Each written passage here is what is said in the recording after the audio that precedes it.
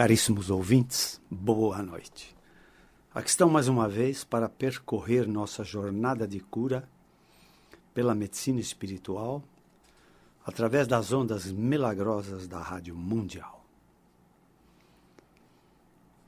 No programa anterior, nós celebramos a jornada de cura através de várias ferramentas de cura.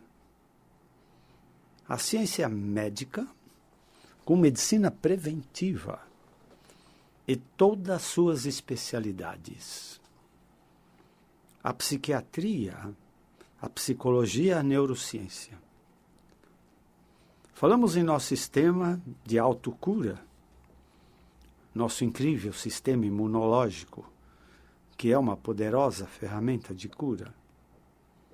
Falamos até sobre medicina alternativa, medicina vibracional, a medicina das energias, do qual existem três grandes representantes da medicina vibracional: os florais de Bach, a homeopatia e a acupuntura. Enfim, em todos os tempos, o ser humano doente ou seus familiares ou próximos buscavam, ou ainda buscam, todo e qualquer recurso de cura para restabelecer a saúde do necessitado ou doente. Todas as ferramentas médicas de cura se propõem a restabelecer uma saúde perdida. Os tratamentos alternativos só existem por duas razões básicas e fundamentais. Primeiro, a ciência médica ainda rotula muitas doenças de crônicas ou incuráveis. Então, a competência médica ainda é limitada.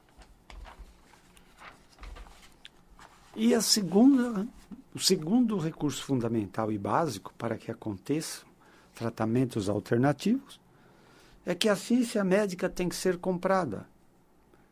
Então, quanto melhor o poder aquisitivo do doente ou seus familiares, melhor medicina poderá ser comprada, com melhores recursos de diagnóstico, tratamento e, se possível, até a cura.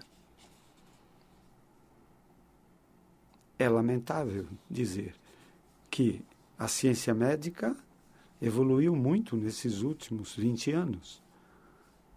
Em tecnologia de diagnóstico e tratamento e desenvolvimento de novas drogas. Mas a ciência médica ainda é uma ciência elitista. Ela contempla apenas as pessoas que têm poder aquisitivo médio ou alto. As populações carentes que mais precisam da ciência médica não tem poder aquisitivo e nem poder de compra. E a assistência médica aqui se torna muito mais difícil. Daí surgem outros recursos de tratamento, com ou sem fundamento científico. A maioria são mesmo empíricos e são utilizados por tentativas e erros, e muito menos por acertos. Da mesma forma, perguntamos: por que tantas bandeiras religiosas, tantas crenças, tantas doutrinas, ou tantos dogmas religiosos? Como é possível, se Deus é um só? É que as religiões, de um modo geral, ficam sempre na tentativa de explicar Deus. Quem é Deus? De que modo nós humanos nos relacionamos com Deus? E cada religião tenta interpretar e explicar Deus a seu modo. E se o Deus explicado por uma religião vai de encontro a minhas ou às nossas conveniências, nós acabamos escolhendo esta igreja ou outra que nos convence mais das ações do poder de Deus. Lamentavelmente, aqui também acontece uma barganha. E jamais, em tempo algum, nunca, jamais, você pode entender um Deus que barganha. Não queira barganhar com Deus. Você precisa de Deus. Deus pode ou não precisar de você. Se ele precisar, você será um nomeado, ungido, para uma missão, onde você irá representá-lo através de uma revelação. Nós usamos muito essa palavra revelação. E já explicamos muitas vezes o real significado desta palavra. Nós podemos adquirir conhecimento através da nossa família, da nossa cultura, da nossa sociedade, da nossa escolaridade e até da nossa igreja. O conhecimento vem através dos 5 informantes físicos: visão, audição, olfato, paladar e tato. Mas a revelação não vem através desses sensores físicos. Ela vem através de um 6º sentido, que normalmente nós o conhecemos como intuição. Intuição é uma palavra que vem do latim intuiri. É aquilo que vem de dentro. A intuição é a mensagem da revelação.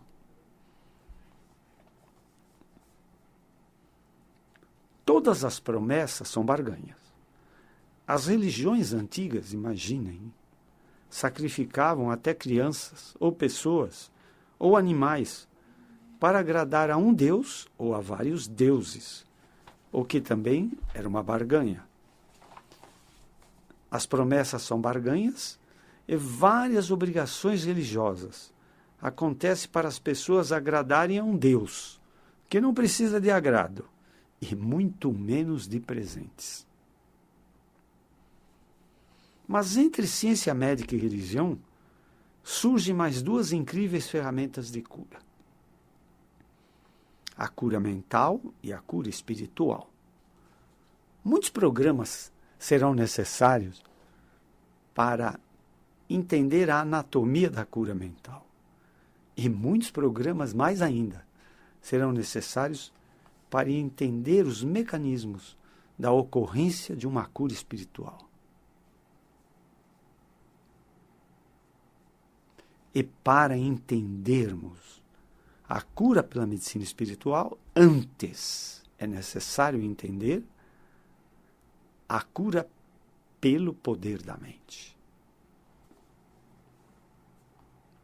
Por que referimos um paralelo entre ciência médica e religião? Veja bem, a ciência médica se propõe a tratar os desvios mentais e de comportamento, através das especialidades rotuladas de psiquiatria, psicologia e mesmo pela neurociência. Mas esses tratamentos são demorados, se arrastam com ou sem ajuda de drogas ou fármacos, que também podem criar dependência química ou dependência desse tratamento, que se torna interminável. Lamentavelmente, mais uma vez, via ciência médica, psiquiatria, psicologia ou neurociência, com seus medicamentos, dificilmente ainda se pode falar em cura mental. E pela religião? Nós diríamos que aqui a ciência médica perde, pois as religiões, de um modo geral, realizam e conseguem muito mais curas mentais que a própria psiquiatria toda. Como? E por que isso? Vou repetir. As religiões conseguem muito mais curas mentais do que a própria ciência médica através da psiquiatria, da psicologia e da neurociência.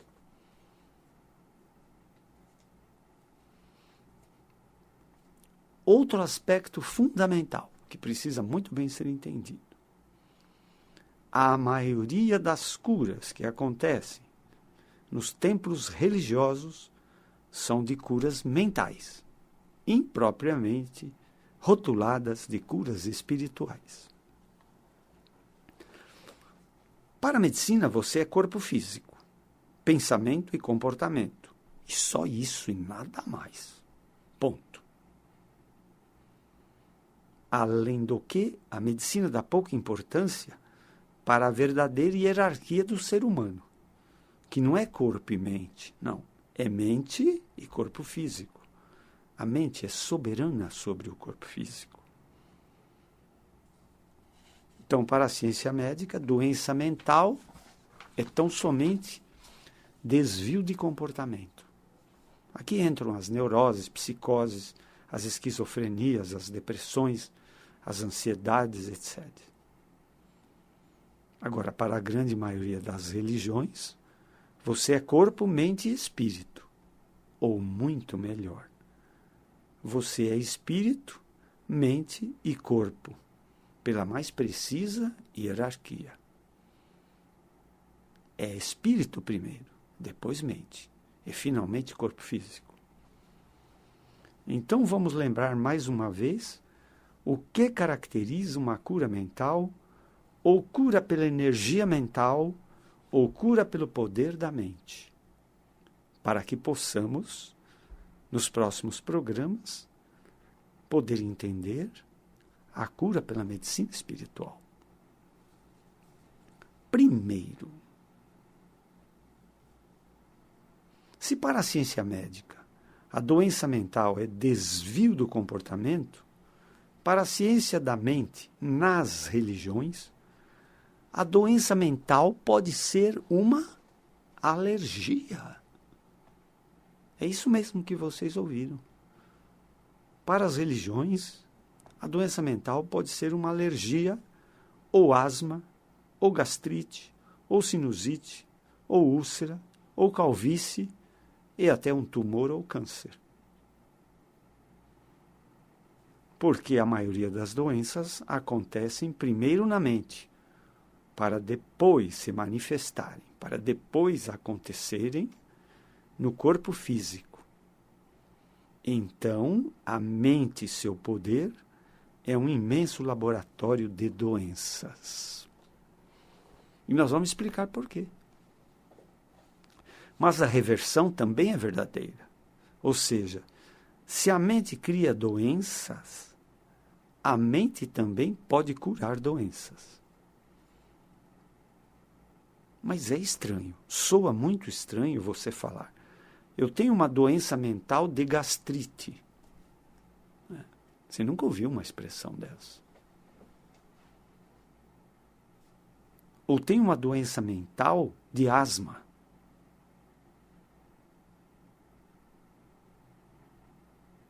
Mas agora fica mais fácil você entender que a cura mental usa o poder de reversão da doença criada pela própria mente. Esse é o princípio fundamental da cura mental. Ela usa o poder de reversão da mente, que criou uma doença, para agora reverter o processo e fazer acontecer a cura dessa mesma doença por ela criada.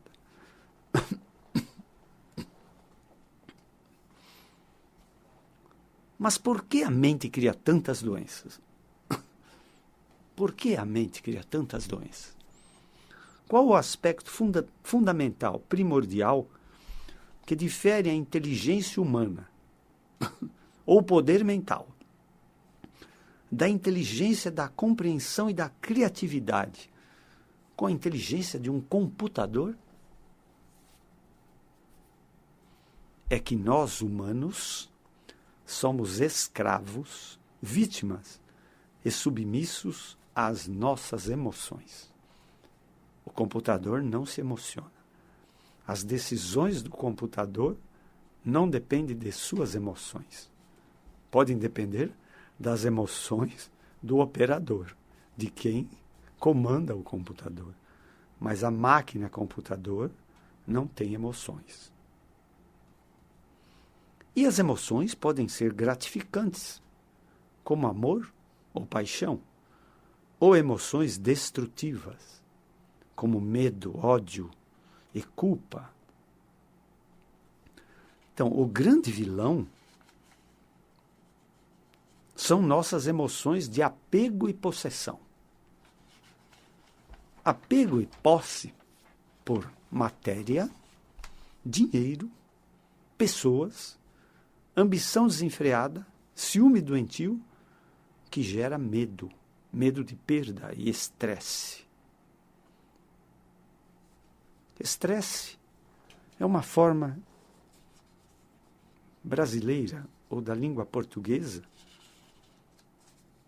da palavra em inglês stress. Então, nós preferimos usar a expressão em português, estresse. A reação do estresse, então, é a grande fazedora, entre aspas, de doentes e de doenças. Embora a medicina negue veementemente que as emoções não são responsáveis por doenças, nós afirmamos com muita veemência que as emoções têm muita responsabilidade no acontecer de doenças. O estresse é uma reação de ameaça à nossa integridade física, moral, social, financeira. É uma reação de perigo iminente, com grande descarga de adrenalina na circulação, que nos prepara, bem ou mal, para o enfrentamento de um perigo, de uma ameaça. Ou então, se a ameaça ou perigo for muito grande, nos aciona para a fuga ou afastamento do perigo, se isso estiver ao nosso alcance. A doença mental acontece pelo afastamento de Deus, pela separação de Deus. E quando nossa consciência sinaliza que não adianta enfrentar a ameaça ou o perigo, pois vamos perder de qualquer jeito, e não adianta fugir, que você não vai se livrar e não vai dar tempo para essa fuga, então isto é um grande fator de doença mental e depois se manifesta no físico. Então vamos repetir, porque é importante. São grandes vilões da doença mental, então, o afastamento ou separação de Deus, o medo, o estresse, a culpa, o ódio, a inveja e o julgamento. A doença mental acontece, então, como resultante de um grande conflito entre o bem e o mal, entre o amor e o medo, entre parênteses, ego. E a doença nada mais é senão a exaltação do ego. Não esqueça, o ego não é criação espiritual. O ego é criação da sua própria mente. Ele só tem vida porque você dá vida a ele. Diríamos mais, é exaltação, a doença é exaltação do ego, do envelhecimento, da incapacidade e da própria morte. Então, com tudo isso, fica bem claro que a doença mental é aquela criada antes pela própria mente. A cura mental é o caminho dado ao necessitado ou doente para que ele consiga reunir forças para conseguir poder e energia mental de cura. É importante repetir. A cura mental é o caminho dado ao necessitado para que ele reúna forças para conseguir poder e energia mental de cura. Entenderam? O que temos também que concluir aqui? Que em todo o processo de cura, até pela ciência médica ou pelos tratamentos alternativos, o maior e melhor fator de cura sempre é o próprio doente ou necessitado.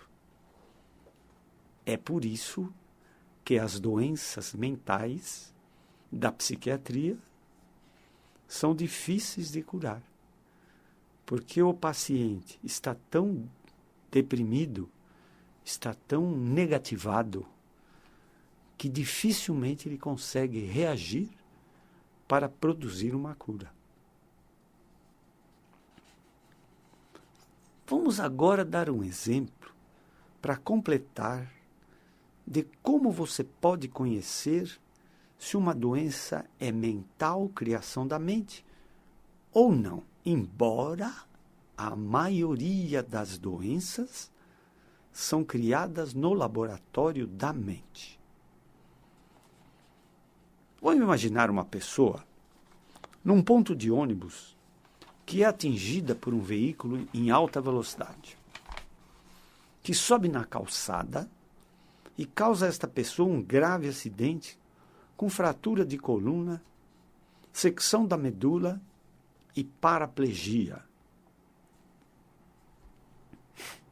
Este lamentável acidente e incidente causou uma grave consequência, uma doença irreversível, a paraplegia, que é a paralisia de toda a musculatura, mais ou menos na altura da linha do umbigo ou da cintura, para baixo, condenando esta pessoa a viver o resto da vida em uma cadeira de rodas. Esta paraplegia por este acidente não é doença mental. Entenderam? Logo, esta paraplegia por acidente jamais vai conseguir uma cura mental.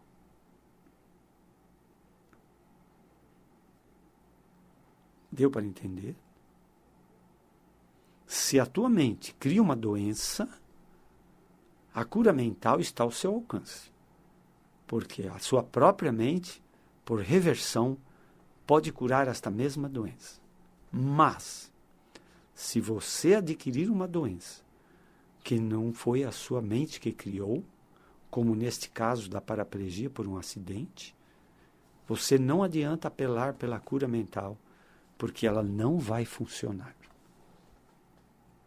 Como a maior parte das igrejas demonstram, até pelos órgãos de divulgação, pela televisão, pela internet, curas que eles chamam de espirituais, quando na verdade são curas mentais.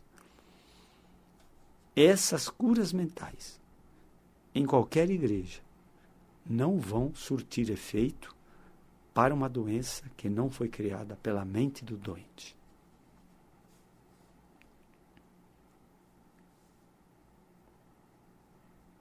Então, para podermos chegar à cura pela medicina espiritual, é necessário entender todas estas ferramentas de cura aqui ditas.